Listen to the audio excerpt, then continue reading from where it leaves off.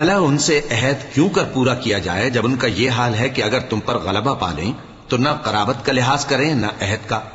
یہ منہ سے تو تمہیں خوش کر دیتی ہیں لیکن ان کے دل ان باتوں کو قبول نہیں کرتے اور ان میں اکثر نافرمان ہیں. یہ اللہ کی آیتوں کے عوض تھوڑا سا فائدہ حاصل کرتے اور لوگوں کو اللہ کے رستے سے روکتے ہیں. کچھ شک نہیں کہ جو کام یہ کرتے ہیں برے ہیں. یہ لوگ کسی مومن کے حق میں نہ تو رشتہ داری کا پاس کرتے ہیں نہ عہد کا، اور یہ حد سے تجاوز کرنے والے ہیں.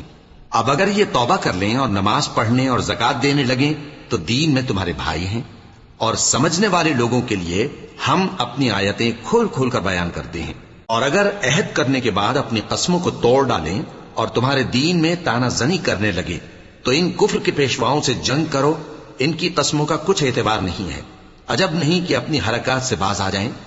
بھلا تم ایسے لوگوں سے کیوں نہ لڑو جنہوں نے اپنی قسموں کو توڑ ڈالا اور پیغمبر کو وطن سے نکالنے کا ارادہ کر لیا اور انہوں نے تم سے عہد شکنی کی ابتدا کی. کیا تم ایسے لوگوں سے ڈرتے ہو؟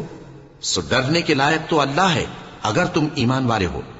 ان سے خوب لڑو، اللہ ان کو تمہارے ہاتھوں سے عذاب میں ڈالے گا اور انہیں رسوا کرے گا اور تم کو ان پر غلبہ دے گا اور مومن لوگوں کے سینوں کو شفا بخشے گا.